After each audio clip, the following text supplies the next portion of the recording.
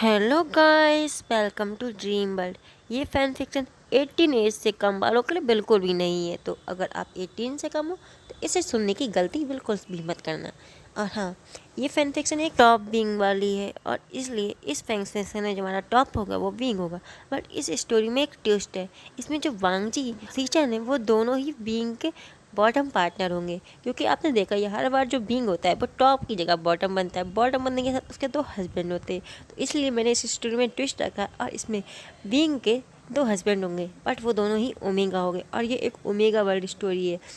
क्योंकि मैं अपनी स्टोरी में लिखती नहीं हूँ कि मैं ओमेगा वर्ल्ड है या फिर अल्फा वर्ल्ड है, तो मैं बता देती हूँ कि ये एक ओमेगा वर्ल्ड है। तो हम स्टोरी स्टार्ट करते हैं। गुसु में मैडम लैन प्रेग्नेंट है, वो भी दो बेबी के साथ। जो बात उन्हें नहीं पता है और ना ही बाकी सभी को, क्योंकि उस टाइम जुड़वा बच्चे आसानी से नहीं होते थे और इसीलिए मैडम लैन के बारे में ज़्यादा जानकारी ना होने की वजह से मैडम लैन के जो ट्विन बेबी होते हैं उनमें थोड़ी कॉम्प्लिकेशन होती है। बट मैडम लैन एक नॉन कल्टिवेटर थी और यही सबसे बड़ी बात थी कि वो ट्विन बेबी से प्रेग्नेंट भी थी और नॉन कल्टिवेटर भी थी, इसलिए उनकी प्रेगनेंसी ज़्यादा कॉम्प्लिकेटेड थी। और जिस वैद्य को इस बारे में पता था वो वैद्य अभी गुसु में था नहीं, इसी वजह से मैडम लैन को और भी दिक्कत हो रही थी प्रेगनेंसी में। और आज मैडम लैन की प्री मेच्योर डिलीवरी होने वाली है और इस समय मैडम लैन अपने फर्स्ट बेबी को डिलीवर कर चुकी है और वहीं उनकी सेकंड बेबी को बर्थ देने में प्रॉब्लम या फिर कॉम्प्लिकेशन आ रहा है और इसी वजह से मैडम लैन अपनी सेकंड बेबी को बर्थ देने से पहले ही उनकी डेथ हो जाती है। बट उनकी डेथ की वजह से हीलर्स को उनका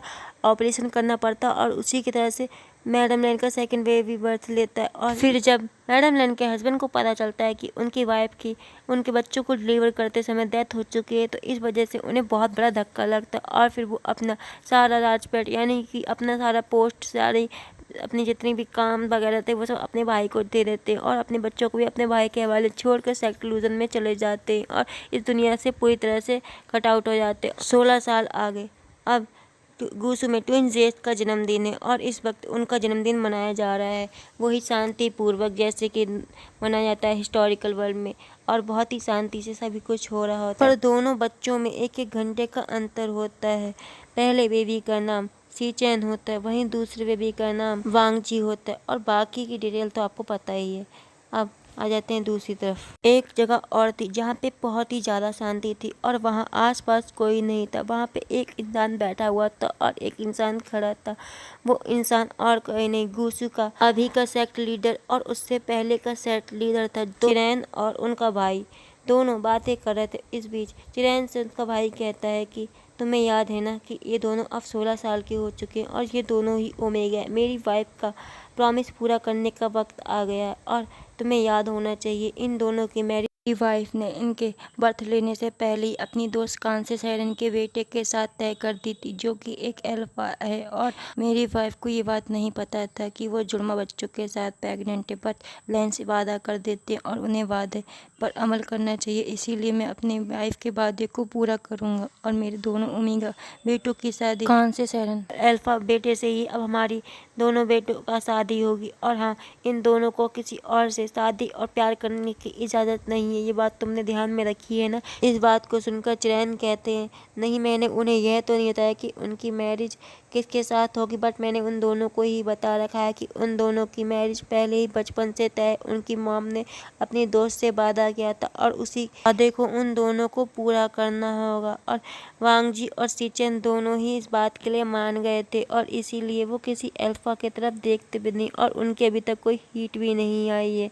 इस वजह से उन दोनों को अभी कोई प्रॉब्लम नहीं होगी, बट हमें जल्दी एक स्क्रॉल भेजना होगा। जिस पर चिरैन कहते हैं जी भाई, और फिर चिरैन कहते हैं बट अभी वांगजी और सीचेन छोटे हैं, अभी वो सिर्फ 16 साल के ही तो हुए। जिस पर उसका भाई कहता है जितनी जल्दी हो सके मुझे उन दोनों की मैरिज करनी है, जिससे मैं अपनी वाइफ का वादा पूरा कर सकूं। मैं नहीं चाहता मेरे वाइफ को वादा पूरे होने में कोई दिक्कत है और अभी इन दोनों को इतने कुछ ज़्यादा पता भी नहीं है, तो ये उम्र उनके लिए ठीक है। इस पर चिरैन कुछ नहीं कहते और अपने भाई से जाने की आज्ञा कर लेते हैं और फिर चले जाते हैं। वहीं चिरैन सोचते हैं मेरे दोनों छोटे नेफ्यू कितने अच्छे हैं, मैं उन दोनों को अपने साथ रखना चाहता था, बट मैं ऐसा नहीं कर सकता क्योंकि मेरा भाई ये सब चाहता है, तो मुझे उसकी आज्ञा का पालन करना होगा। उसके बाद चिरैन अपने दोनों नेफ्यू को बुलाते और कहते कुछ समय बाद तुम्हारा एल्फा यहाँ घूसू में आने वाला होगा और तुम दोनों का ही उसका पूरा ख्याल रखना और उसकी हर बात माननी है, उसे किसी बात की तकलीफ नहीं होनी चाहिए। जिस पर वांग जी और सीचैन खुशी खुशी हाँ कहते। तभी चिरैन कहते हैं कि वांग जी तुम्हें यहाँ से कुछ समय के लिए जाना होगा, तुम्हें एक काम करना है। जिस पर वांग जी बोल देता है जी अंकल। जिस पर चिरैन कहते हैं तुम्हें यहाँ से जाके वो काम कंप्लीट करना है और कंप्लीट करने के बाद तुम वापस आ सकते। और हाँ, इस बात का ध्यान रखना कि तुम अपनी हीट की दवाई ले जाओ, वरना कोई दिक्कत भी हो सकती। जिस पर वांग जी मान जाता है और खुशी खुशी वहाँ से चला जाता है। वहीं चिरैन कहते हैं फिर सीचैन से, सीचैन तुम इस बात का ध्यान रखना कि तुम्हारा अल्फा यहाँ पर दुखी ना और उसे हर जगह घुमाओ। वैसे वांग जी भी इस बात का ध्यान रखेगा, बट तुम्हें भी इस बात का ध्यान रखना है। और हाँ, गलती से भी उसे कोई दिक्कत नहीं होनी चाहिए, वो तुम दोनों का ही अल्फा है, तो तुम दोनों को उसे खुश रखना होगा। और हाँ, तुम्हारे लिए मैं बता देता हूँ ध्यान से कि तुम उससे ज़्यादा रूड बिहेव में मत करना। मुझे पता है तुम वांग जी के लिए उससे निगलेक्ट कर सकते हो, बट तुम्हें इस बात का ध्यान रखना है कि तुम्हें वांग जी और अपने हस्बैंड दोनों का ही ख्याल रखना होगा और तुम अपने फ्यूचर हस्बैंड को कतई भी निराश नहीं करो। जिस पर चिरैन कहता है जी अंकल, मैं वांग जी को भी बता दूंगा और इस बात का खुद भी ध्यान रखूँगा कि हमारा अल्फा हमारी वजह से कोई तकलीफ़ में ना आए। जिस पर चिरैन कहते हैं ठीक है, तो तुम इस बात का ध्यान रखना और मैं अब यहाँ से तुम जा सकते हो। जिस पर सीचैन चले जाते हैं और फिर चिरैन कहता है उफ, मैं नहीं चाहता कि मेरे नेफ्यू की मैरिज उस बेवकूफ़ अल्फा के साथ, तो वो बहुत बड़ा वाला शैतान है, वो मेरे दोनों नेफ्यू को बहुत ज़्यादा परेशान करेगा। यही सब चिरैन सोच रहे होते, पर वो कुछ कर भी नहीं सकते। उन्हें अपने दोनों नेफ्यू की शादी उस बीइंग से करनी ही होगी। समझ गए होगे वो कौन होगा जिसके बारे में चिरैन बात कर रहा है।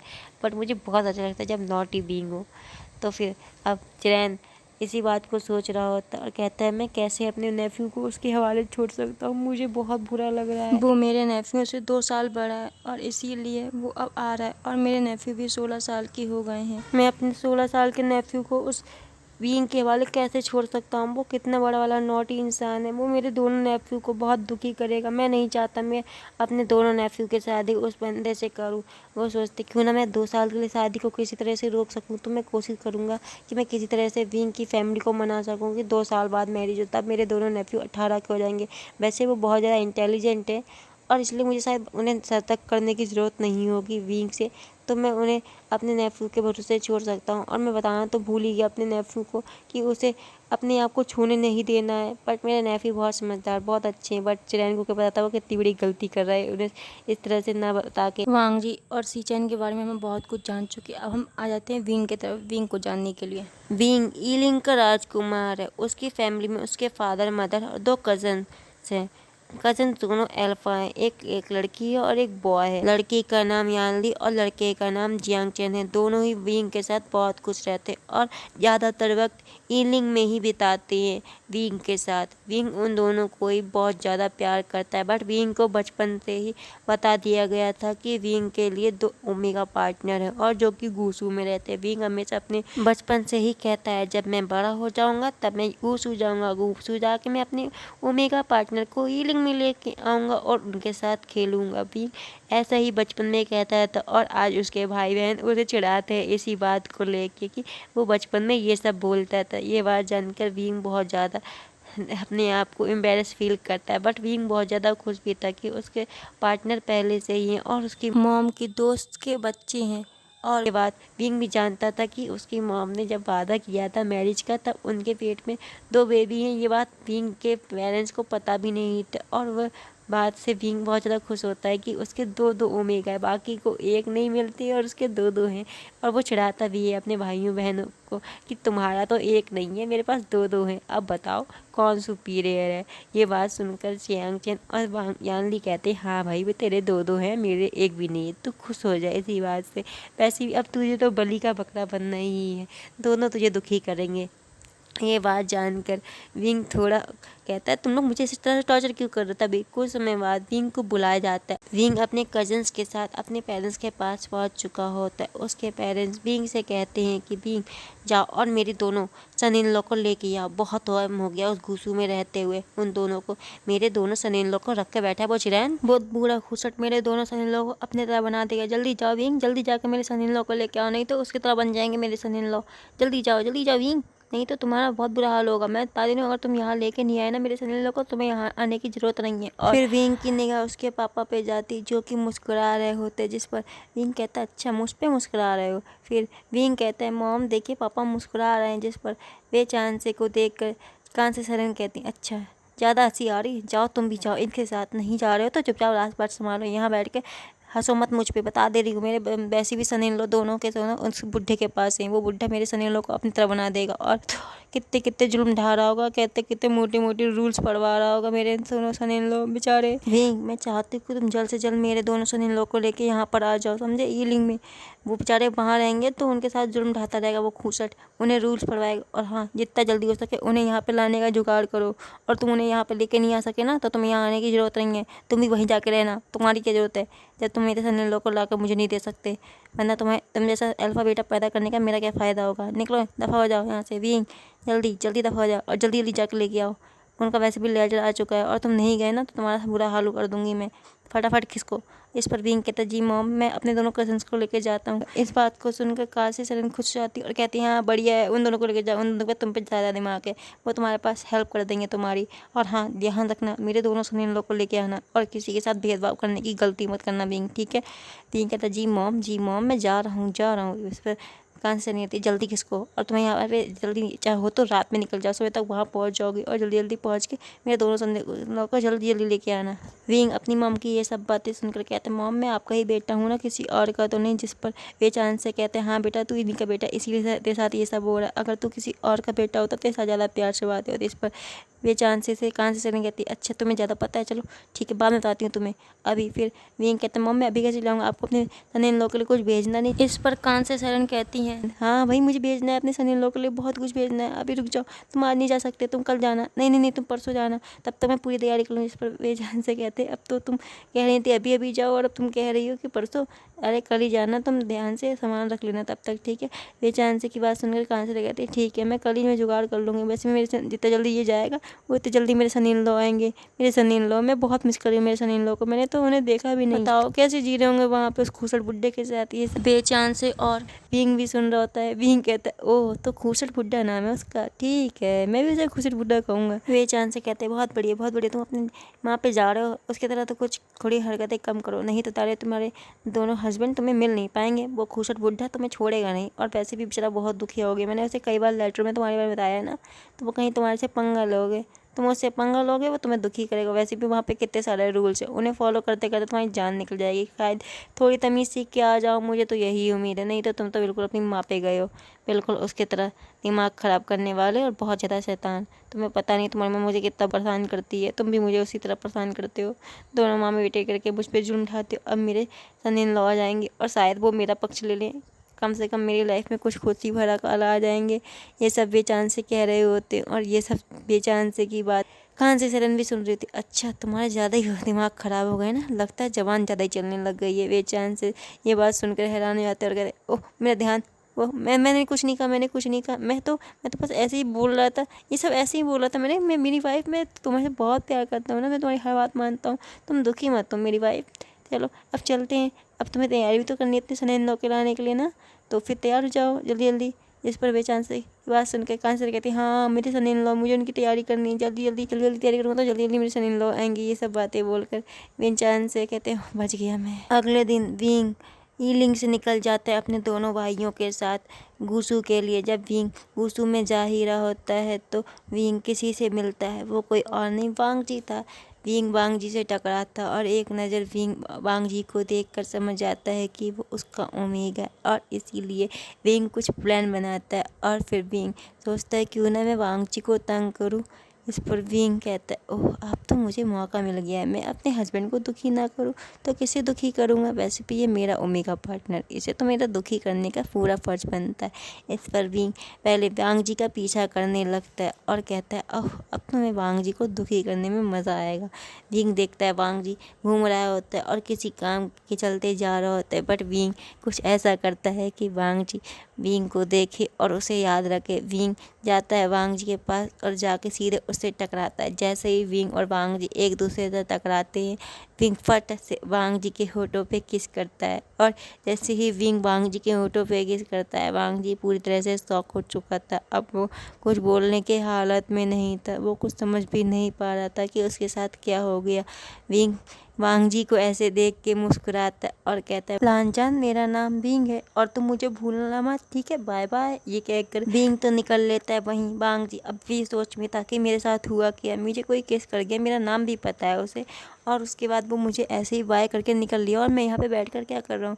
अब पूरे रास्ते वांग जी विंग के बारे में सोचता है और विंग इनके बारे में सोचते हुए अपने वर्क में ध्यान देने की कोशिश करता है, बट अब जी का ध्यान तो गायब हो चुका है। अब हम वापस विंग के तरफ आते हैं। विंग उसमें पहुंच चुका होता है और वहां पहुंचने के बाद विंग और उसके दोनों भाई बहन दोनों जाकर लैन चिरैन से मिलते हैं, जो कि विंग को देख के ही समझ गया था कि अब मेरी नाक में दम करने वाला इंसान आ चुका है। फिर लैन चिरैन विंग को सी चैन से मिलाते हैं। सी चैन को देखकर विंग एक आंख मारता है और सी चैन की तरफ इशारा करते। वहीं सी चैन विंग की ऐसी हरकतें देख के अपना सिर नीचे को कर लेते और यही सब हरकतें विंग की यांग चैन, यानली और चिरैन देख रहे होते, बट इनमें से कोई कुछ नहीं बोलता है। फिर आखिरकार विंग ही बोलता है। विंग एक सीधे साधे बच्चे की तरह चिरैन को ग्रीट करता है और ग्रीट करने के बाद चिरैन सोच रहे होते हैं मैं क्या कहूँ। इस पर चिरैन सीधे बोल देते हैं, विंग तुम्हारा रूम तैयार हो चुका है, तुम्हें सी चैन तुम्हारा रूम दिखा देगा। इस पर विंग कहता है चले। चिरैन कहता है अब कहाँ जा रहे हो तुम। इस पर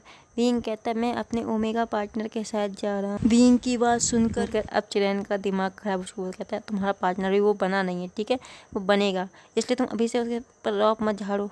ये सब चिरैन मन ही मन सोच रहे होते, बट वो कुछ बोलते नहीं। वो कहते अच्छा ठीक है तुम जा सकते हो। चिरैन सी चैन से विंग और विंग के भाई बहनों को उनका रूम दिखाने के लिए कहते और फिर चिरैन विंग से कहते मुझसे कल मिलने आना, मुझे तुमसे कोई ज़रूरी बात करनी। इस पर विंग यहाँ में जवाब देता है और फिर सी चैन विंग और विंग के दोनों भाई बहन जियांग चिन और यानली को उनका रूम दिखा देता है। तभी सी चैन विंग पे निगाह डालता है। विंग को देख रहा होता है सी चैन विंग को नोटिस कर रहा होता है कि विंग उसका अल्फा पार्टनर, इसलिए सी चैन बार बार विंग को देख रहा होता है चोर दिखाओ से, बट विंग भी सी चैन को नोटिस कर रहा होता है कि बार बार सी चैन उसे देख रहा है, इसलिए विंग के दिमाग में एक नौटी ख्याल आता है और फिर विंग अपने दोनों भाई बहनों की तरफ इशारा करता है। इस पर ली और जियांग चैन विंग का इशारा समझ जाते हैं। सी चैन कहते हैं मैं जाता हूँ।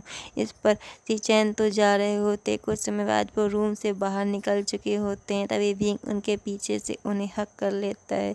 सी चैन पूरी तरह से शॉक थे कि उन्हें किसने हक किया। सी चैन पीछे मुड़ते कि विंग सीधे सी चैन के गर्दन पे एक किस करता है, फिर सी चैन को छोड़ता है। जब सी चैन पीछे पलट के देखते हैं तो उन्हें विंग ने किस और हक किया था, ये देख के वो शर्मा चुके थे और फिर वो जल्दी से वहाँ से निकल पड़ते हैं। विंग मुस्कुरा रहा था। जब वो रूम में आता है तो उसके दोनों भाई बहन उसको देख रहे होते और मुस्कुरा कर बोलते हैं वाह तुम तो दोनों पे ही अभी से लाइन मारने लगे हो। विंग तुम्हारी हरकतें, बेचारे दोनों ओमेगा पार्टनर तुम्हारे शर्मा के क्या हाल हो चुका है उनका, तुम वहाँ पे उसे दुखी करके आए और अब यहाँ पर आकर इसे दुखी कर रहे हो। वैसे तुम्हें कैसे पता चला कि ये तुम्हारे पार्टनर है। इस पर विंग कहता है मैंने पहले से ही इन दोनों की तस्वीर देख रखी थी। तुमने क्या मुझे अपनी तरह समझ रखा है बिना पार्टनर के। मेरे पास दो दो पार्टनर है, भले ही तुम्हारे पास एक भी ना हो। तुम अपनी तरह मुझे मत समझो, समझे। और अब चलो सो जाते हैं, कल मुझे चिरैन से मिलना है बुढ़े से। एक तो उस बुढ़े ने मुझे सुबह इतनी जल्दी जल्दी बुला रखा है, मैं इतनी जल्दी तो उठता भी नहीं हूँ। अब मैं उसके लिए सुबह सुबह उठूँगा, अब मुझे सुबह उठना भी पड़ेगा। पहला इंस्पिरेशन बुरा तो नहीं दे सकता ना। बाद में भले ही दुखी करूँगा अपनी मम्मी की तरह, बट अभी मैं छोड़ देता हूँ कुछ दिनों के लिए। अगर उसे मेरी शुरू में सहेलियत पता चल चल जाएगी तो वो मुझे अभी भगा देगा। तो मैं अपने हस्बैंड को कैसे लेके जाऊँगा यहाँ से, और फिर मेरी मम्मी मुझे घुसने नहीं देगी वहाँ। इसलिए इस चिरैन से मैं बाद में पूरी प्लानिंग के साथ बदला लूँगा, बट अभी मेरा सारा फोकस मेरे ओमेगा पे होना चाहिए और अभी मुझे सो जाना चाहिए, सबसे बड़ी बात। नहीं तो मैं कल सुबह जल्दी उठूँगा कैसे? ये जियान के बच्चे, मुझे कल जल्दी उठा देना, ठीक है? नहीं उठाया तो देख लेना, मैं बाद में तुझसे बदला लूँगा। मेरा पहला इंप्रेशन मेरे उस बुढ़े पे बेकार नहीं जाना चाहिए, इसलिए कल जल्दी उठा दियो, वरना देख लेना मैं मम्मी से शिकायत करूँगा तेरी कि तूने मेरी हेल्प नहीं की। ये कहकर मिंग घुस जाता है सोने के लिए। वही जियांग चैन और यानली देखती है कि उनका भाई कैसी कैसी हरकतें कर रहा है। ये देखकर उन लोगों को बहुत हंसी आती है और फिर वो दोनों भी सो जाते हैं। सुबह मिंग को जियांग चैन उठा रहा होता है, बट बींग उठ ही नहीं रहा होता है, इसीलिए जियांग चैन के दिमाग में एक प्लान आता है और वो बींग को एक बहुत जोर की लात मारता है। इस वजह से बींग सीधे नीचे गिर जाता है। जैसे बींग नीचे गिरता है, बींग की नींद फुर हो जाती और बींग होश में आ जाता है। कहता है जियांग चैन के बच्चे, तेरी इतनी हिम्मत, तूने मुझे लात मारी, मम्मी शिकायत करूँगा और तुझे मैं छोड़ूंगा मैं नहीं, मेरी नींद खराब करने का बदला लूँगा। फिर जियांग चैन कहता है अच्छा तू मुझसे बदला लेगा, कहीं वो खूसट बुड्ढा तुझसे बदला ना रहे, फिर देर में जाने का। जल्दी जा उठ और तैयार होकर भाग, अभी तेरे पास टाइम है। भाग नहीं, संभल के जाना, तुझे रूल नहीं पता यहाँ का, भागना नहीं है, चल के जाना है संभल के। या अगर तूने रूल तोड़ा तो तुझे शुरू में ही सजा मिल जाएगी और तेरा ओमेगा भी ये सब देख लेगा। तो इसलिए अपनी इंप्रेशन को बेकार मत करो, चुपचाप खिसक। जिस पर विंग जल्दी जल्दी तैयार होता है और फिर जल्दी जल्दी तैयार होता है और पहले थोड़ी देर भागता है। भागने के बाद फिर आधे रास्ते के बाद विंग बहुत आराम से हल्के हल्के चल के चिरैन के गेट के पास पहुंचता है और गेट खटखटाता है, जिस पर चिरैन उसे अंदर आने के लिए कहता है। जैसे ही वो अंदर आता है फिर वह विंग बड़े आराम से अदब के साथ उन्हें ग्रीट करता है और फिर विंग कहता है जी बुलाइए, बताइए अंकल आपने मुझे क्यों बुलाया। चिरैन विंग से कहते हैं कि मुझे वे चांसी ने सब कुछ बताया है कि तुम कितनी शरारतें करते थे ईलिंग में, इसलिए मैं चाहता हूँ कि तुम यहाँ पर कोई भी शरारत ना करो और थोड़ी सी कम शैतानी करना, जिस वजह से मेरे नेफ्यू तुम्हारी वजह से कोई परेशानी में ना पड़े। विंग ये सब चिरैन बोल रहे होते, फिर चिरैन कहते और हाँ मेरे बच्चों से थोड़ा दूर रहना, मेरे नेफ्यू से तो तुम खासकर दूर रहना और जितना हो सके उतना दूर रहना। वही विंग मन में सोचा था, अच्छा तुम मुझसे मेरे ही ओमेगा को दूर रखोगे, बहुत अच्छा, कोई बात नहीं, अभी मैं ये सबसे सुन लेता हूँ, नहीं तो मेरा इंप्रेशन तुम पे बुरा पड़ जाएगा। चिरैन ऐसे ही पूरे 1 घंटे तक विंग को लंबा लंबा लेक्चर देते और उसे ये नहीं करना, वो मत करना, ये करना, ये मत करना, ये करना, ये मत करना, ऐसे करके पूरे 1 घंटे तक पकाते और उसके बाद फिर कहते हैं अच्छा तुम जा सकते हो और हाँ तुम्हें भी गूसू के रूल को फॉलो करना होगा जब तक तुम यहाँ पर हो, और हाँ तुम्हें सीचैन सारे रूल बता देगा।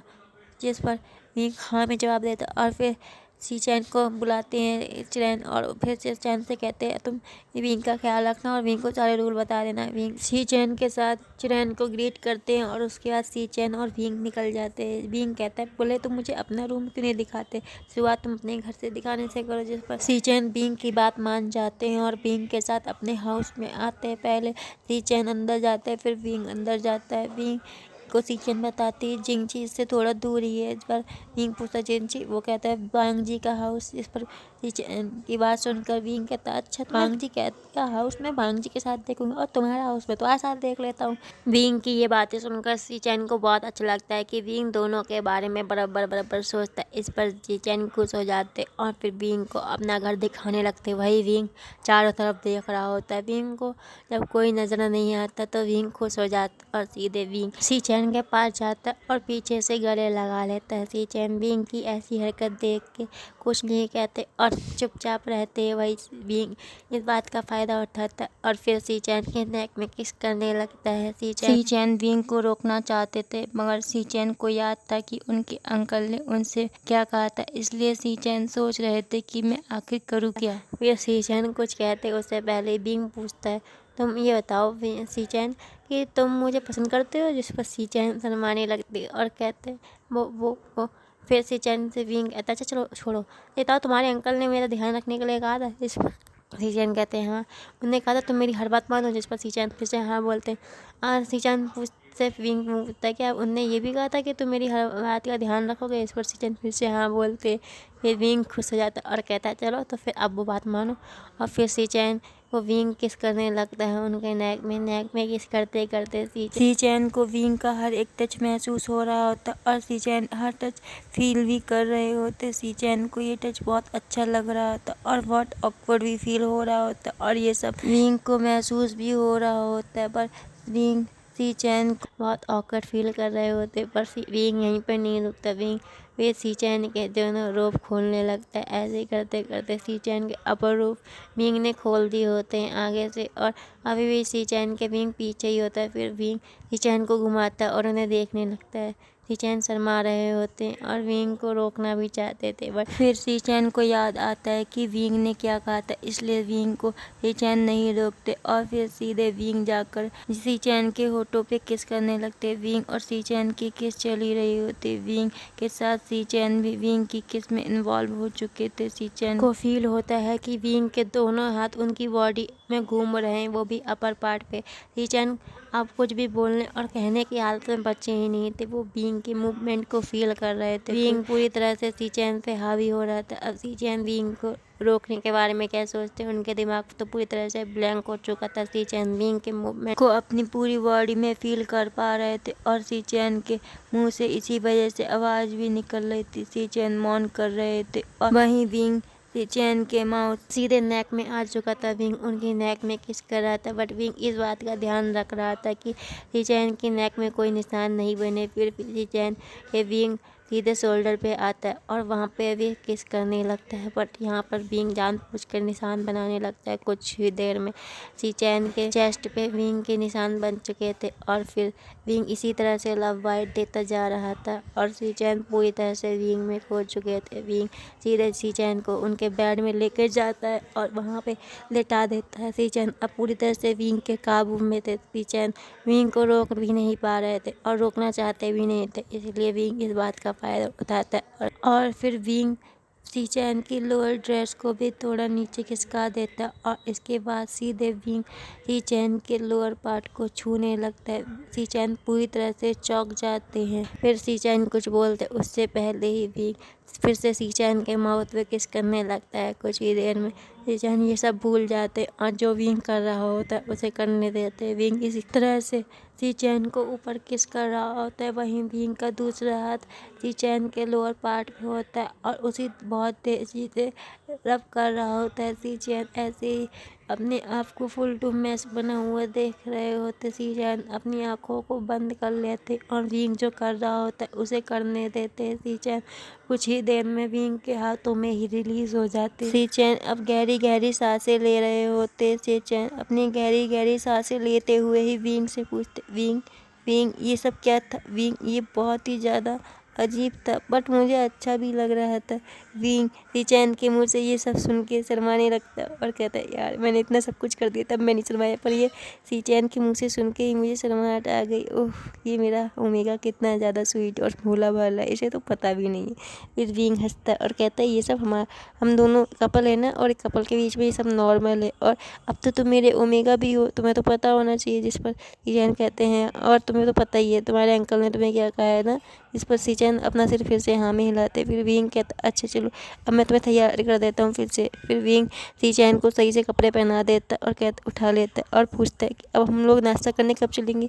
इस पर सी-चैन टाइम देखता और कहता है, नाश्ते का टाइम चला। सी-चैन की बात सुनकर विंग को बहुत बुरा लगता है। विंग कहता है, नहीं नहीं नहीं, मेरे साथ ऐसा नहीं हो सकता। वैसे भी इस लैंड क्लैन का फूड इतना बेकार है और ऊपर से मुझे अब नाश्ता खाने को भी नहीं मिलेगा। विंग यही सब कह रहा होता है। फिर विंग कहता है, अब तो तुम्हें भी मेरी वजह से नाश्ता नहीं मिलेगा। सी-चैन कहते हैं, हाँ बट शायद अंकल आपको खाना दे देंगे क्योंकि आपने गेस्ट हो ना, इसीलिए शायद मिल जाए। इस पर सी-चैन से विंग कहते, रहने दो, अब अगर मैंने उनके सामने खाने की बात की तो वो गुस्सा करेंगे कि मैं पहले खाता और फिर तुमसे भी जवाब मांगेंगे। इस पर सी-चैन कहता है, हाँ वो तो है। फिर सी-चैन कहते हैं, तो मैं अंकल को कह सकता हूँ ना। किस बारे में। विंग कहता है, वो कहता है, अब ये जो हमारे बीच में हुआ वो तो कपल के बीच में होता है। फिर विंग कहता है, अगर कपल के बीच में होता है तो कपल के बीच में बात रहनी चाहिए ना। इस पर सी-चैन फिर से हाँ में जवाब देते हैं और फिर विंग कहता है, ओह तो ठीक है, अब चलो तुम्हें पूरा घूस भी तो दिखाना है मुझे। जिस पर सी-चैन हाँ में जवाब देते हैं और फिर सी-चैन और विंग साथ में घूमने लगते हैं। बट इस बीच सीचैन थोड़ा थोड़ा शर्मा रहे होते हैं विंग को, और इधर से चोर निगाहों से देख भी रहे होते हैं। सीचैन का सिर नीचे होता है झुका हुआ, और सीचैन विंग के साथ विंग के कमरे में जाते जहाँ पर यानली और जियांग चैन विंग का इंतजार करते। जियांग चैन देखता है कि सीचैन शर्मा रहे हैं, और फिर जियांग चैन विंग को इशारा करता है, और वहीं विंग नैरो आइज से जियांग चैन को देख रहा होता है। फिर जियांग चैन को विंग वार्निंग देता है, और विंग जियांग चैन से कहता है अच्छा हाल नहीं रहे, ज़्यादा घूरना भी मत उसे, समझा? तुम्हारा ओमेगा नहीं, वो मेरा ओमेगा। इस पर यानली सीचैन से पूछती है कि भाभी आप यहाँ पर, तो सीचैन कहते हैं वो अभी विंग कहता है यार यानली अभी तुम उसे रहने दो, भाभी बोलना, नहीं तो देख नहीं रहे वो शर्माहट के बारे कुछ बोल भी नहीं पा रहा है। तुम उसे तब तक भाभी मत बोलना जब तक कि हमारी मैरिज ना हो जाए, कम से कम तब तक वो भी कंफर्टेबल हो जाएगा तुम लोगों के साथ। तो फिर सीचैन को ये बात सुनकर अच्छा लगता है, और फिर यानली भी मान जाती। यानली कहती अच्छा तो फिर मैं क्या बोलूँ?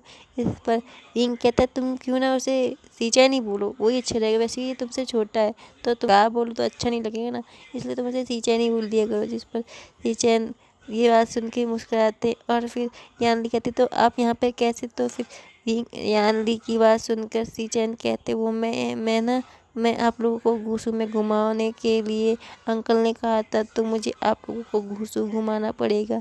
इस पर सीचैन की बात सुनकर यानली कहती है अच्छा तो अभी हम लोग तैयार हो जाते हैं, फिर साथ में चलेंगे। जिस पर सीचैन मान जाते, और फिर सीचैन उस रूम से निकलने ही होते हैं कि विंग फिर से सीचैन का हाथ पकड़ता है और कहता है चलो मैं तुम्हें बाहर तक छोड़ देता हूँ। सीचैन शर्माने लगते क्योंकि विंग ने सीचैन का हाथ पकड़ा होता है। विंग सीचैन को बाहर छोड़ने के लिए जाता है, बट विंग ज़्यादा और कुछ नहीं करता, बस विंग सीचैन के चिक पे एक किस करता है, और फिर विंग सीचैन को बाहर छोड़ देता है। सीचैन बाहर चले जाते, और फिर विंग और सीचैन जियांग चैन और यानली इसी तरह से घुसू में घूमते हैं। बट इस बीच सीचैन और विंग ने एक दूसरे का हाथ नहीं पकड़ा होता है। सीचैन को विंग जब भी मौका मिलता तब पकड़ के उसके साथ थोड़ी थोड़ी नॉटी थिंग करते थे, बट विंग अपनी लिमिट को क्रॉस नहीं करता था। इस पूरे टाइम में सीचैन को ही विंग निकेट करता था, मगर कभी अपनी बॉडी के साथ कुछ भी नहीं किया था। सीचैन विंग के साथ बहुत ज़्यादा खुश थे। इस पूरे एक हफ्ते में सीचैन के साथ विंग बहुत कुछ कर चुका था, बट अभी भी विंग और सीचैन पूरी तरह से एक नहीं हुए थे। सीचैन और विंग के बीच में कुछ दूरियां थी, वो दूरियां विंग ने ही बना के रखी थी। इसी तरह से सीचैन और विंग का एक हफ्ता बीत जाता, और एक हफ्ते बाद वांग जी भी अपने ज़रूरी काम से आ चुका होता है। चिरैन वांग जी को बुलाते और साथ में विंग को चिरैन वांग जी से इंट्रोड्यूस करवाते। वांग जी अपने अल्फा को देख के खुश होता है, बट वो शर्मा भी रहा होता है, इसलिए वांग जी का चेहरा नीचे ही होता है। चिरैन वांग जी को भी विंग और सीचैन की तरह ही समझा रहे होते। चिरैन वांग जी को वही सब बोल रहे होते जो सीचैन और विंग के टाइम पे बोला होता है। वहीं विंग ये सब सुन के अपने मन में लड्डू फूटे वाली फीलिंग ले रहा होता है, क्योंकि वांग जी लिए विंग का काम आसान कर रहे थे। चिरैन को नहीं पता था वो अपने लिए बड़ी वाली मुसीबत बुलाने वाले हैं, बट चिरैन क्या पता अब उनके तो साथ क्या होने वाला है। वहीं वांग जी जो सब कुछ सीचैन के लिए बताया गया था वही सब सुन रहा था, और फिर वांग जी ठान रहा था मन में कि अंकल ने कहा है कि ये करना तो मुझे ये सब करना पड़ेगा।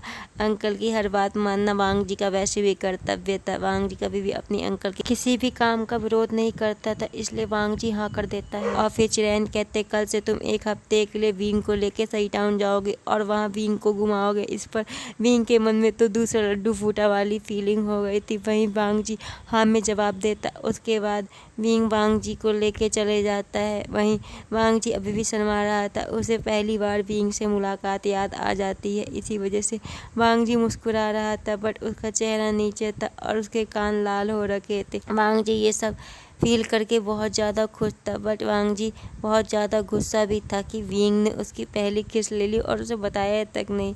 वांग जी यही सब सोच रहा होता है, बट वांग जी विंग को बहुत ज़्यादा पसंद करने लग गया होता है। वांग जी तो विंग पे पहली नज़र में ही फिदा हो चुका था, बट उसे पता था कि उसके लिए ऑलरेडी एक पार्टनर चूज़ कर लिया गया है, इसीलिए वांग जी उस समय तो कुछ नहीं करता। बट अब वांग जी के मन ही मन बहुत खुश था। वांग जी और विंग जैसे ही रूम से बाहर निकलते हैं वांग जी विंग को तो नहीं देखता, पर विंग वांग जी को वावा घूर रहा होता है। वांग जी आगे और विंग पीछे पीछे वांग जी के चल रहा होता है। वांग जी विंग को इस तरह से हरकत करते हुए देख रहा होता है और वांग जी के दिल बहुत खुश होता है। वांग जी इसी तरह से चलते चलते अपने रूम में पहुंचता है। वांग जी जिंगची में पहुंच जाता है। वांग जी के पीछे पीछे विंग भी जिंगची में पहुंच चुका था। वांग जी पूरे रास्ते विंग के अपने पीछे आते हुए देख चुका था। वांग जी जानता था कि विंग वांग जी का पीछा कर रहा है, बट वांग जी ने पूरे रास्ते विंग को कुछ नहीं कहा था और वांग जी को ये भी पता था कि विंग उसके साथ जिंगची में आ चुका है, बट विंग को देखकर वांग जी कुछ नहीं कह रहा होता है। वांग जी जानता था कि विंग कुछ ही देर में बोल पड़ेगा, इसलिए वांग जी विंग के बोलने का इंतज़ार करता है। तब तक वांग जी अपने रूम तक पहुंच चुका था, मगर वहीं विंग पीछे से जिंगची का गेट बंद करता है और उसके बाद वांग जी के पीछे जाता है। विंग पीछे से ही वांग जी को गले लगाता है और कहता है, वांग जी तुम बताओ कैसे हो, मैं तुम्हें उस दिन मिला था ना, तुम भूल तो नहीं हो ना मुझे। इस पर वांग जी कहता है कि भूलने वाली हालत छोड़ी थी तुमने मुझे।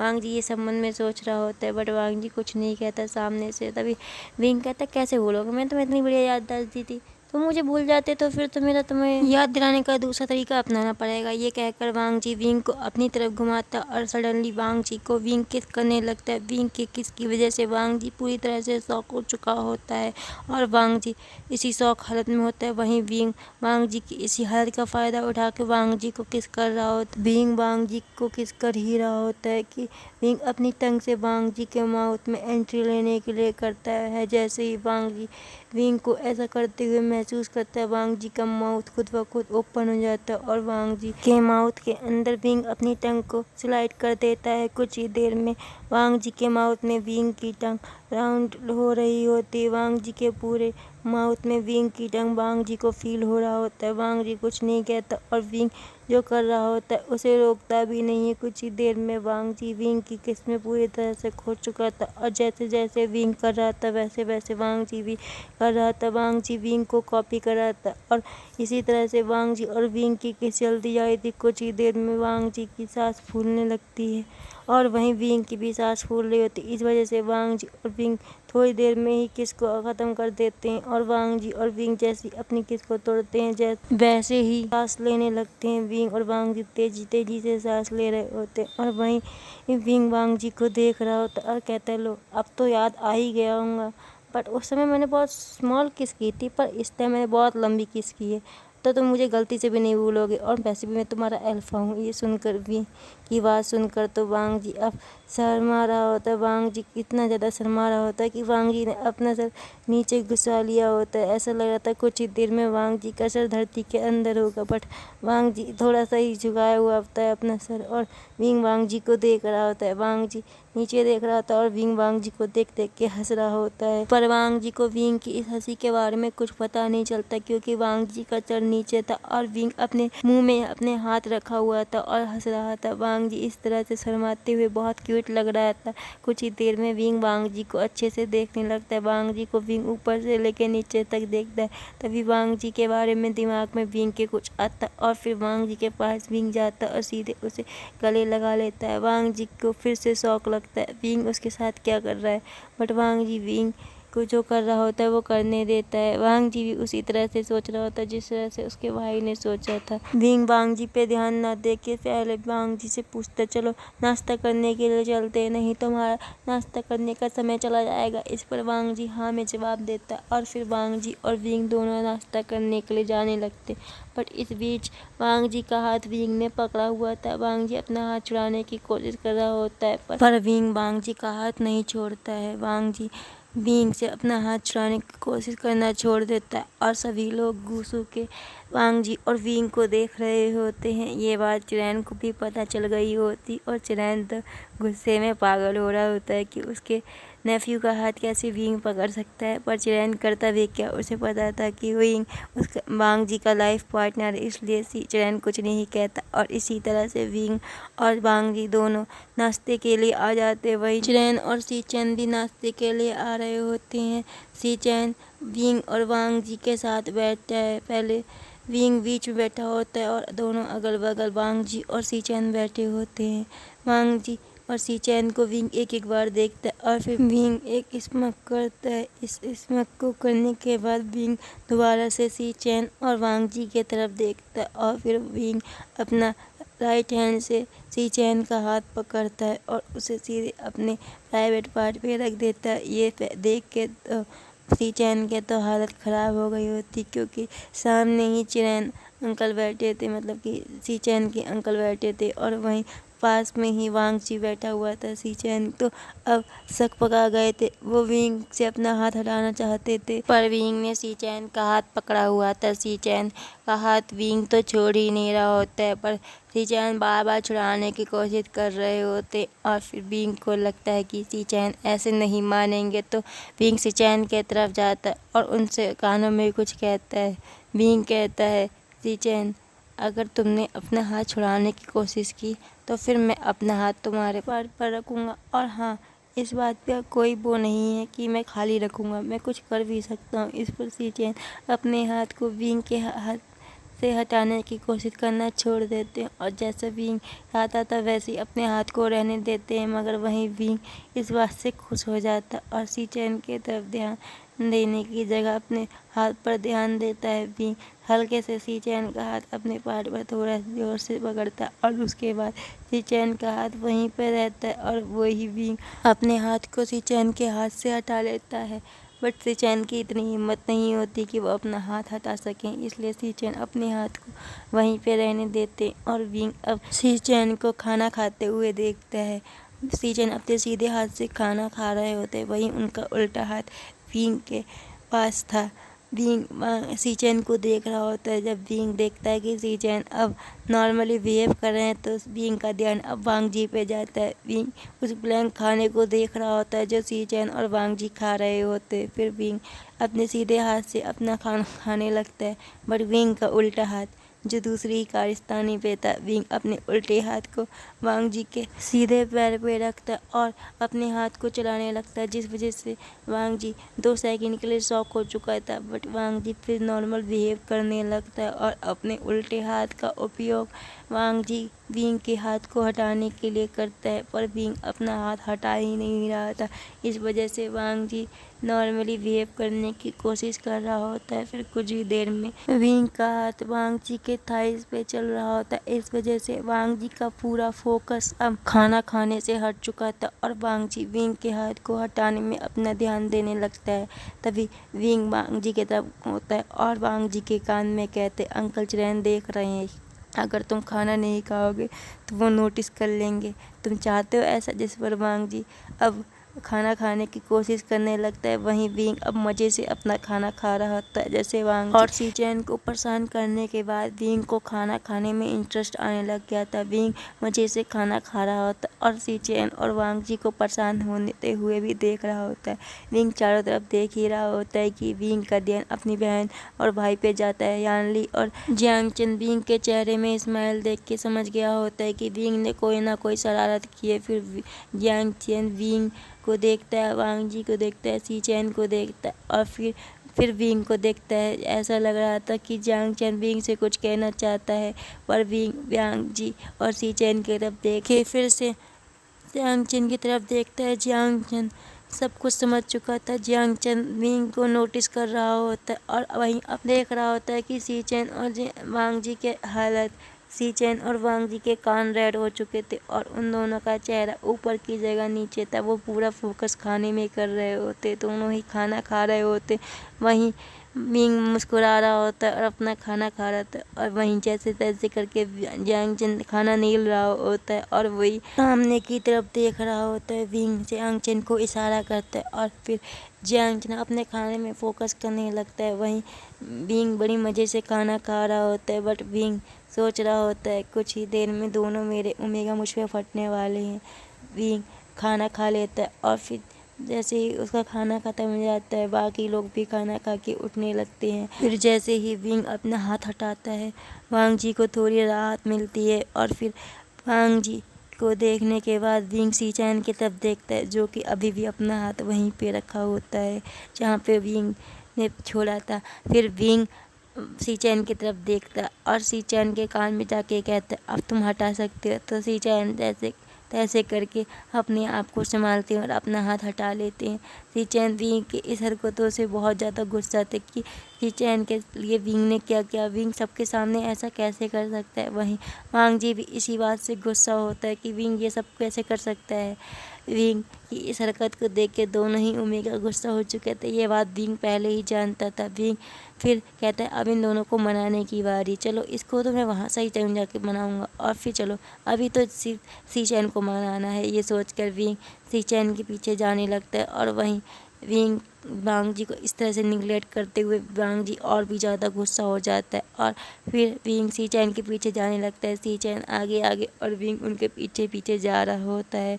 विंग की ऐसी हरकतें देख के सबसे पहले गुस्सा जैसे आता है वो कोई और नहीं बल्कि चिरैन थे। चिरैन देख रहे होते कि विंग उनके दोनों नेफ्यू को टॉर्चर कर रहा होता है, बट चिरैन कुछ बोल भी नहीं सकते थे। आखिरकार वो दोनों विंग के ओमेगा थे और विंग के ओमेगा होने की वजह से विंग प्रिविलेज में था और विंग मज़े से अपने दोनों ओमेगा को कर रहा होता है। और वहीं चिरैन विंग की ऐसी हरकतों को देख के अपने मन में ही खुलस रहे होते। चिरैन चाहते थे कि वो विंग से कुछ कहे पर वो कुछ कह भी नहीं पा रहे होते क्योंकि आखिरकार थे तो वो एक बैचलर ही और बैचलर होने की वजह से उन्हें कुछ ज़्यादा बोलने में शर्म आ रही थी। चिरैन शर्म के मारे ही कुछ कह नहीं पा रहे होते और अपने दोनों नेफ्यू को टॉर्चर होते हुए देख रहे होते हैं। वहीं विंग मज़े से अब वांग जी को छोड़ के सी चैन के पीछे जा रहा होता है। सी चैन आगे आगे और विंग पीछे पीछे चल रहे होते हैं। कुछ ही देर में सी चैन सीधे अपने रूम में पहुंच जाते और वहीं सी चैन के पीछे विंग भी पहुंच जाता है। सी चैन अपना गेट लगाने ही वाले होते कि विंग सीधे अंदर घुस जाता है और सी चैन को थोड़ा धक्का लगता है जिस वजह से सी चैन नीचे गिरने वाले होते हैं, पर सी चैन को विंग पकड़ लेता है अपनी बाहों में और इस समय वो वाला सीन होता है सी चैन विंग की बाहों में है और डूबे विंग की आँखों में है। वो वाले सीन के साथ विंग और सी चैन की आंखें एक दूसरों की आंखों में होती हैं, यानी कहूँ कि दोनों एक दूसरे की आंखों में खोए होते हैं। विंग सी चैन को देख रहा होता है, फिर विंग का ध्यान सी चैन के पोस्टर पे जाता है। विंग मुस्कुराने लगता है और सीधे विंग अपना हाथ सी चैन के फोटो पे सराहने लगता है। विंग ऐसे ही कर रहा होता है और वहीं सी चैन का पूरी तरह से ध्यान अब विंग के ऊपर था। विंग थोड़ी ही देर में सी चैन को किस करने लगता है और इस समय गेट खुला हुआ था। सी चैन और विंग किस कर रहे होते और ये सब कोई देख रहा था। ये सब देखने वाला कोई और नहीं जियांग चेन था जो कि विंग के पीछे आया होता है क्योंकि जियांग चेन ने विंग की हरकतों को नोटिस कर लिया था और जियांग चेन विंग को रुकवाना चाहता था कि विंग ऐसे हरकतें सभी के सामने ना करे, ये सब कहना चाहता था। बट जियांग चेन को क्या पता था अभी उसको शौक लगने वाला और वही शौक अभी जियांग चेन को लग चुका था। जियांग चेन की तरफ छोड़ते हैं, अब वापस विंग की तरफ आते हैं। विंग और सी चैन किस कर रहे होते हैं या कहूँ विंग सी चैन को किस कर रहा होता है।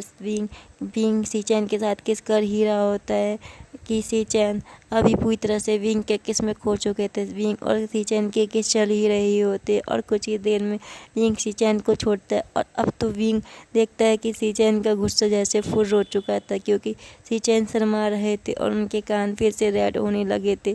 सी चैन शर्मा ही रहे होते कि विंग का ध्यान बाहर की तरफ जाता है। विंग समझ जाता है कि उसका भाई शौक होके खड़ा हुआ है और फिर विंग जाके सीधे गेट बंद करता है और जैसे ही विंग सी चैन की तरफ देखता है, सी चैन अभी भी शर्मा रहे होते। विंग सी चैन को देखता है, सी चैन कहते ये आप क्या कर रहे हैं अभी अभी। सी चैन से विंग कहता है मैं तुम्हें छोड़ के जाने वाला हूँ और इसीलिए मैं तुम्हारे साथ एक्स्ट्रा समय बिताना चाहता था और इसीलिए मैंने टेबल पे तुम्हारे साथ वो सब कुछ किया था। इस पर सी चैन का पूरा फोकस अब विंग के जाने वाली बात पर था और फिर सी चैन कहते हैं कहाँ, क्यों, आप क्यों जा रहे हो, आप इतनी जल्दी कैसे जा सकते, अभी तो हम लोगों ने समय भी नहीं बिताया साथ में। ये सब सुनकर विंग खुश हो जाता है और विंग कहता है मैं कहीं और नहीं सही टाइम जा रहा हूँ, मुझे तुम्हारे अंकल ने वांग जी के साथ जानने के लिए कहा है और फिर मुझे अपने दूसरे ओमेगा को भी तो जानना है। इस पर सी चैन खुश हो जाते और कहते ओ तो आप लानजान के साथ जा रहे हो। ये बात सुनकर विंग के चेहरे पे एक इस्मक वाली स्माइल आ जाती और फिर विंग सी चैन के साथ समय बिताने लगता है। कुछ समय बाद सी चैन और विंग खुशी खुशी रूम से निकलते हैं और वहीं यांग चैन पहले ही जा चुका था। अपने भाई की ऐसी हरकतों को देख के सी चैन और विंग सीधे अंकल के पास पहुंचते हैं। अंकल विंग को देख रहे होते और सी चैन को भी सी चैन शर्मा रहे होते। चिरैन समझ गए होते हैं उनका एक नेफ्यू तो विंग के प्यार में गिर चुका है, पर चिरैन कुछ और कर भी नहीं सकते थे, इसलिए चिरैन विंग से बात करने लगते। चिरैन विंग से कहते हैं कि तुम्हारा इंतजार वांग जी कर रहा है, तुम्हें उसके साथ सही टाउन जाना है और 1 हफ्ते तक तुम दोनों वहीं रुकने वाले हो। विंग ये बात सुनकर मन ही मन में खुश होता है, बट वो सामने एक एक्सप्रेशनलेस फेस बनाता है, क्योंकि विंग जानता था कि अगर चिरैन को कुछ शक हुआ तो वो उसे जाने नहीं देगा। इसलिए विंग चिरैन के सामने एकदम शांत होकर खड़ा होता है। सी चैन भी विंग को नोटिस कर रहा होता है कि विंग इतना शांत कैसे हो चुका है। विंग और सी चैन कमरे से बाहर निकल जाते। विंग वांग जी के पास पहुंचता है। वहीं जियांग चेन और यानली पहले ही वांग जी के पास पहुंच चुके थे। वांग जी, यानली और जियांग चेन और विंग सही टाउन के लिए निकलने ही वाले होते हैं कि विंग पीछे मुड़ता और सी चैन को देखता है, जो कि थोड़े उदास लग रहे थे। विंग सी चैन के पास जाता है और उन्हें गले लगा लेता है और उनके कान के पास जाकर कहता है, सी चैन तुम मेरा इंतज़ार करना, मैं 1 हफ्ते बाद वापस आ जाऊंगा, फिर हम दोनों साथ में थोड़ा समय बिताएंगे। इस पर सी चैन थोड़े से खुश होते और फिर विंग से कहते हैं ओके, और फिर विंग चला जाता है। वहीं विंग की इस हरकत को देख के वांग जी को थोड़ा गुस्सा आता है, बट वांग जी उस समय भी कुछ नहीं कहता, क्योंकि वांग जी पहले ही गुस्से में भरपूर मात्रा में बैठा हुआ था। ये सब लोग सही टाउन के लिए निकल ही रहे होते कि वांग जी आगे आगे चल रहा होता है। वहीं यानली और जियांग चेन पीछे विंग के साथ चल रहे होते, विंग को नोटिस कर रहे होते। विंग यांग चेन और यानली को देख रहा होता है। फिर आखिरकार विंग बोल ही देता है, क्या बात करनी है बोलो। इस पर यानली और यांग चेन बोलते हैं, तुम्हारी हरकतें हम लोग नोटिस कर रहे हैं, तुम ये सब क्या कर रहे हो, तुम्हारे इन हरकतों से तुम्हारे ओमेगा तुमसे डरने लगेंगे, या फिर तुम्हारी हरकतों से उन लोगों को इतनी शर्म आ रही है कि वो चुल्लू भर पानी में डूबने के बारे में सोचेंगे। ये सब सुनकर विंग कहता है वो ऐसा कुछ नहीं सोचने वाले और उन्हें मेरी ये हरकत ही अच्छी लगती है। तुमने देखा नहीं सी चैन को, वो कितना खुश था और वो मेरे जाने पर कितना अफसोस कर रहा था। इस पर विंग की बात सुनकर जियांग चेन और यानली कहते हैं, हाँ पता नहीं क्यों तुम्हारे जैसे एक बेवकूफ़ को अच्छी ओमेगा कैसे मिल सकते हैं। वहीं फिर कहते जाओ अपने दूसरे ओमेगा को मनाओ जो तुमने उसे इतना गुस्सा करके छोड़ रखा। इस पर विंग कहता है मैं मना लूँगा, वैसे भी उसमें क्या जाता है, बट हाँ तुम लोगों को एक बात ध्यान रखिए, तुम लोग मुझे डिस्टर्ब करने मेरे रूम में नहीं आओगे, नहीं तो मैं और मेरे ओमेगा। फिर विंग की बात सुनकर जियांग चेन कहता है क्या तुम दोनों के साथ में रहने वाले हो। इस पर विंग कहता है हाँ मैं कोई जुगाड़ लगा लूँगा, कैसे न कैसे करके वांग जी को तो मैं अपने साथ ही रोकूँगा। और हाँ तुम लोग मेरे बात पर ध्यान से सुन लो, तुम लोगों को पता है ना मेरी मॉम ने तुमसे क्या कहा था। इस पर जियांग चेन कहता है हाँ हाँ मुझे पता था, उन्होंने कहा था तुम्हारी हेल्प करना, तुम्हारी मदद करना कि तुम अपने ओमेगाओं को मना सको और उन्हें पटा सको। इस पर विंग ये सब सुन के हंसने लगता है और कहता है जब तुम्हें सब कुछ पता है तो गलती से भी मुझे डिस्टर्ब मत करना, वरना मेरी मॉम तुम्हारे साथ क्या करेगी तुम्हें पता है ना। जियांग चेन वैसे भी तुम्हारी भी शादी की उम्र हो चुकी है और तुम्हारे लिए अभी तक कोई ओमेगा भी नहीं देखा गया है, मेरी मॉम किसी को ढूंढ देंगे तुम्हारे लिए। जिस पर जियांग चेन कहता नहीं मुझे अभी कोई शादी नहीं करनी, वैसे भी मैं अभी तो छोटा ही हूँ, तुम शादी करो, तुम्हारे तो वैसे भी 2 ओमेगा हैं, तुम उनके साथ खुश रहो ना, मुझे क्यों बलि का बकरा बना रहे हो। ये सब कह के जियांग चेन निकल जाता है और फिर विंग वांग जी का पीछा करने लगता है। विंग वांग जी के साथ चल रहा होता है, वांग जी आगे आगे और विंग पीछे पीछे। ये लाइन चिपका चिपका के मैं बिल्कुल दुखी नहीं हुआ, इसलिए सुन लो।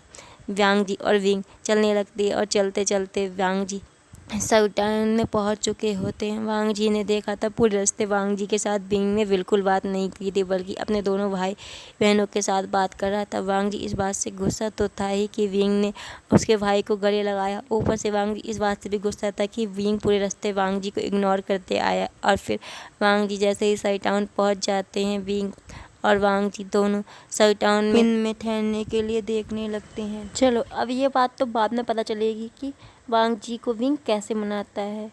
हेलो गाइस, मुझे पता है आई नो मैं बहुत लंबे टाइम से गायब रही हूँ, बट इसकी वजह मेरी तबीयत है जो कि बहुत लंबे टाइम से ख़राब है। अभी तक तो मैं ठीक नहीं हुआ और फिर मैं आज फिर डॉक्टर के पास जाने वाली हूँ। अगर ये स्टोरी मैं आज ही अपलोड कर रही हूँ तो उसके लिए तो ठीक है, अगर मैं आज अपलोड ना करके कल कर रही हूँ तो फिर भी मैं आपको अपनी हाल तो बता ही सकती हूँ। यार आप लोगों को पता नहीं है मैं बहुत लंबे टाइम से बीमार हो चुका हूँ, पता नहीं ये सीजन भी बीमारी वाला है या मुझे कोई प्रॉब्लम हो गई है। वैसे आज शायद मेरी चेकअप की रिपोर्ट आ जाएगी और मुझे पता चल जाएगा कि मैं बीमार क्यों हूँ। बट मैं आप लोगों को बता रही हूँ क्योंकि आप लोग तो मुझे मिस करते ही नहीं हो। हाँ, बट मुझे कुछ लोगों के मैसेज बहुत अच्छे लगे जिन्होंने मुझे मैसेज किए थे, जिन्हें मेरी स्टोरीज़ अच्छी लगती हैं। अब ये तो पता नहीं मेरी फटी आवाज़ आप लोगों को अच्छी लगती है या नहीं, या फिर मेरी बातें, या फिर आपको मेरी आवाज़ से, या फिर मेरी स्टोरी, जो भी अच्छा लगता हो उसके लिए थैंक यू। आप लोगों को अगर मेरी स्टोरी लाइन अच्छी लगती है, या फिर मेरी बकवास फटी हुई आवाज़ अच्छी लगती है, या फिर कुछ और भी, तो फिर आप लोग मेरी इस फटी आवाज़ के साथ काम चला लो और जैसे तैसे करके मेरी स्टोरियों को झेल लो। और हाँ, मैंने सोचा था मैं आपको पूरी स्टोरी भेजूँगी, बट इतना लंबा टाइम हो गया है, तो फिर मैंने सोचा मैं इसके ज़्यादा नहीं 2 या 3 पार्ट में इसे कंप्लीट कर दूँगी। तो जैसे तैसे करके मैं अपनी इस स्टोरी को आप लोगों के सामने अपलोड कर दूँगा, मतलब आप लोगों के लिए अपलोड कर दूँगा। आप लोगों को मेरी स्टोरी पसंद आए तो उसके लिए यार लाइक, कमेंट एंड सब्सक्राइब करना मत भूलना। आपको पता नहीं है मेरे में 91% लोग अनसब्सक्राइब वाले और 9% लोग सिर्फ सब्सक्राइब वाले सुनते हैं। यार प्लीज़ मेरी हेल्प करो ना। अगर आप लोग मुझे सब्सक्राइब नहीं करोगे तो फिर मेरा कैसे काम चलेगा। वैसे भी आप लोग को पता नहीं मैं आप लोगों के सब्सक्राइब और कमेंट का कितना इंतज़ार करता हूँ, और लाइक और कमेंट का तो बहुत ही ज़्यादा इंतज़ार करता हूँ। इसलिए लाइक, कमेंट एंड सब्सक्राइब कर दिया करो, जिससे हमें मतलब कि मुझे मोटिवेशन मिलेगी और मुझे लगेगा कि आप लोगों को मेरी स्टोरी पसंद है। Okay, bye bye.